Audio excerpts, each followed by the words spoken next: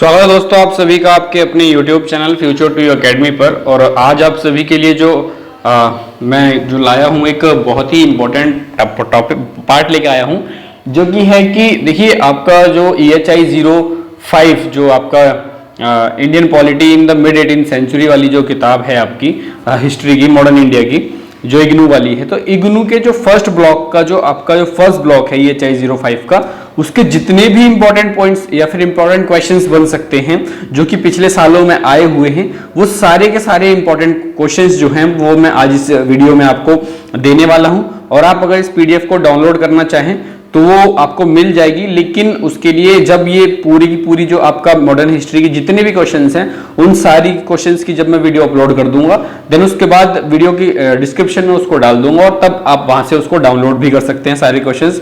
तो आज हम देखते हैं कि मॉडर्न इंडिया का जो फर्स्ट ब्लॉक है EHI 05 का, तो उसमें कितने क्वेश्चंस आने वाले हैं, फर्स्ट ब्लॉक से कितने क्वेश्चंस बन सकते हैं। तो उन क्वेश्चंस के सबके सारे के सारे क्वेश्चंस को देखते हैं। और जैसा कि आपको पता है कि मॉडर्न इंडिया का जो फर्स्ट ब्लॉक है EHI 05 का, उसमें 5 चैप्टर्स हैं। तो 5 चैप्टर्स में से जितने क्वेश्चंस बन सकते हैं वो सारे क्वेश्चंस मैं यहाँ पे आपके लिए लेके आया हूं। तो चलिए अब स्टार्ट करते हैं, देखते हैं। देखिए पहले ब्लॉक का नाम है EHI 05 की जो पहला ब्लॉक है उसका नाम है Indian polity in the mid 18th century. तो ये उसका जो राइज ऑफ रीजनल पावर उसका नाम है, उस ब्लॉक का नाम है राइज ऑफ रीजनल पावर्स। तो उसमें जो क्वेश्चंस बन सकते हैं, अब देखो उसका पहला ही जो चैप्टर है वो है Indian polity in the mid 18th century, पहला जो चैप्टर है उसका। तो उसमें से जो क्वेश्चंस बन सकते हैं वो 7 क्वेश्चंस बन सकते हैं, जो कि हैं हमारे write the short note on the decline of Mughal empire. Mughal empire का डिक्लाइन किस तरीके से हुआ उसके ऊपर एक शॉर्ट नोट आ सकता है। और क्रिटिकली एग्जामिन करने के लिए आ सकता है, critically examine the emergence of successor states. Successor states जो आई थी मुगल एम्पायर के डिक्लाइन होने के बाद में, वो क्वेश्चन एक आ सकता है। और एक क्वेश्चन है आपका discuss the rise of new states. अब नई स्टेट्स जो राइज हुई थी मुगल एम्पायर के डिक्लाइन की वजह से, वो कौन सी थी, ये क्वेश्चन एक आ सकता है। देन उसके बाद discuss the struggle of supremacy between the Mughal, Maratha और अफगान। मुगल्स के, मराठा के और अफगान के बीच में जो स्ट्रगल हुआ सुप्रीमेसी के लिए, अपना वर्चस्व बनाने के लिए, वो उस स्ट्रगल के बारे में डिस्कस करने को एक क्वेश्चन आ सकता है। और आपका एक क्वेश्चन इसमें से बन सकता है कि discuss the rise of independent state. आप देखिए कि इसमें आपको ये चीज याद रखना है कि कौन कौन सी स्टेट थी। एक थी सक्सेसर स्टेट थी, सक्सेसर स्टेट इमर्ज हुई, न्यू स्टेट्स इमर्जेंट हुई, और एक कुछ थी इंडिपेंडेंट स्टेट भी और इंडिपेंडेंट किंगडम भी इमर्ज होके आए डिक्लाइन मुगल एम्पायर के डिक्लाइन होने के बाद में।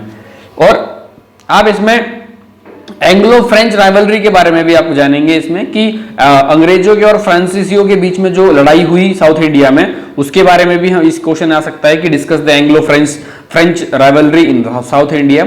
एक आ सकता है critically examine the British conquest of Bengal. Bengal को किस तरीके से ब्रिटिश कंक्वेस्ट हुआ था उसके बारे में पूछ सकता है आपको, ठीक है। देन उसके बाद फिर ये आता है चैप्टर नंबर 2 है हमारा बंगाल एंड अवध। तो बंगाल एंड अवध में जो है ये दो किंगडम है, उनके बारे में पूरा एक चैप्टर दे रखा है। तो पहले बंगाल के बारे में बताएंगे, देन बंगाल किस तरीके से ऑटोनॉमी में कन्वर्ट हुआ वो बताएंगे, देन उसके बाद उसका सब्जुगेशन बताएंगे। देन फिर अवध का भी सेम उसी तरीके से, पहले उसको किस तरीके से ऑटोनॉमी उस पर आई, देन उसके बाद उसकी जो किस तरीके से उसमें सब्जुगेशन हुआ। तो ये सब चीजें इस चैप्टर में हैं। और इसमें से जो क्वेश्चंस बन सकते हैं वो ये हैं कि what was the nature of Indian polity during the mid 18th century. Mid 18th century के टाइम पर इंडियन की जो पॉलिटी थी वो कैसी पॉलिटी थी। और एक क्वेश्चन आता है किस तरीके से अवध को कैप्चर किया गया। Write the short note on the annexation of Awadh. Awadh को किस तरीके से हथियाया गया। Critically examine the rise of यहाँ पे प्रिंटिंग मिस्टेक है, टाइपिंग मिस्टेक है, rise of Awadh as a autonomous state. Awadh किस तरीके से एक ऑटोनोमस स्टेट बन के उभर के आया, इसके बारे में आपको बोल सकता है कि क्वेश्चन एक बन सकता है। एक क्वेश्चन बन सकता है कि right the short note on the battle of Panipat. Panipat के बैटल ऑफ पानीपत के बारे में आपसे पूछ सकता है कि बैटल ऑफ पानीपत कैसे हुआ था और कहां हुआ था। देन आपका एक क्वेश्चन यहीं पे इसी में बंगाल और अवध में इसमें आपको 2 क्वेश्चन और बन सकते हैं कि एक बंगाल किस तरीके से कब्जे में आया, बैटल ऑफ प्लासी क्या था, बैटल ऑफ प्लासी आपको पूछ सकता है, बैटल ऑफ बक्सर पूछ सकता है, और बैटल ऑफ पानीपत पूछ सकता है। ये सब चीजें इसमें आती हैं बंगाल और अवध वाले में। फिर आता है मराठा स्टेट्स के बारे में, जो अगला चैप्टर है हमारा तीसरा चैप्टर है वो है मराठा स्टेट्स का। तो उसमें पूछ सकता है कि फितना was the central to the Maratha state formation comment. इसके इस लाइन के ऊपर बोल सकता है कि इसके ऊपर कमेंट कीजिए, तो आपको आंसर इसमें देना पड़ेगा। Discuss the formation of Mysore in the 18th century. 18वीं सदी में मैसूर किस तरीके से बन के आया, मैसूर किस तरीके से उभर के आया, उसको आपको बताना पड़ेगा। उसका क्वेश्चन एक आ सकता है। Right A short note essay on Maratha state system. Maratha का जो स्टेट सिस्टम था उसके ऊपर एक शॉर्ट नोट आ सकता है। फिर कुछ क्वेश्चन ऐसा भी आ सकता है कि analyse the Maratha state system in the mid 18th century. ठीक है, एनालाइज करना मिड 18th सेंचुरी में हमको इसके एडमिनिस्ट्रेशन के बारे में, इसकी इकोनॉमिक्स के बारे में और इसकी सोशल स्ट्रक्चर्स के बारे में हमें इसे एनालाइज करने को बोल सकता है।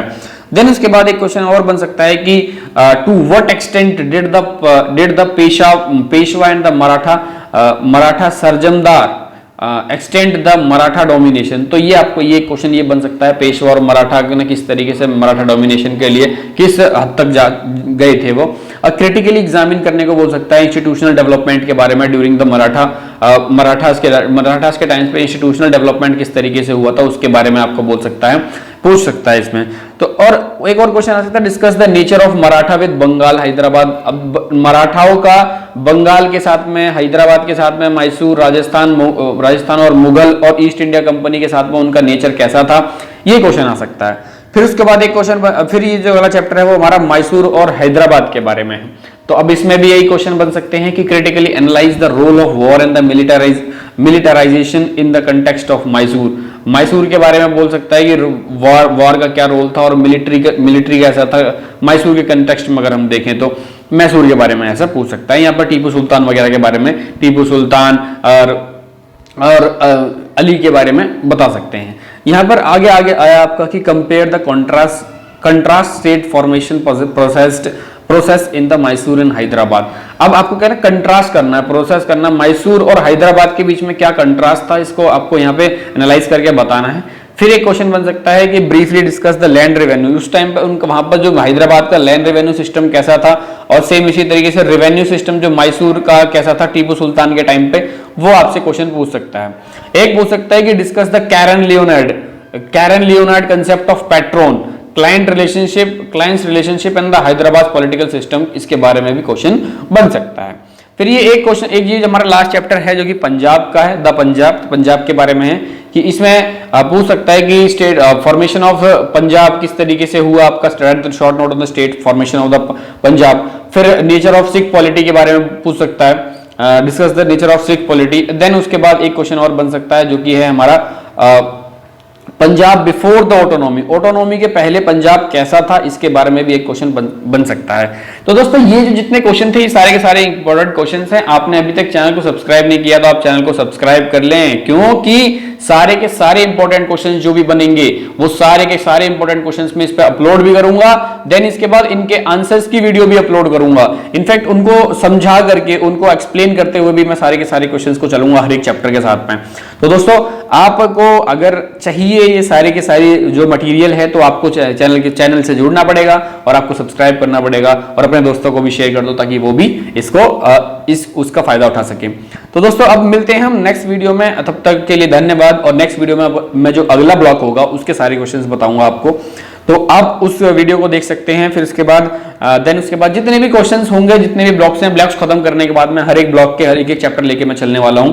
तो दोस्तों मेरे साथ बने रहिए। आपका जब भी आपके पेपर होने वाले हैं, पेपर तक अगर आपका ये ना खत्म हो तब मुझसे बोलना आप, मैं आपका पूरा का पूरा सिलेबस ये जो अब EHI 05 का सिलेबस खत्म करवा के ही रहूंगा। तो दोस्तों मेरे साथ बने रहिए और मिलते हैं हम नेक्स्ट वीडियो के साथ। तब तक के लिए बाय बाय, जय हिंद, जय भारत।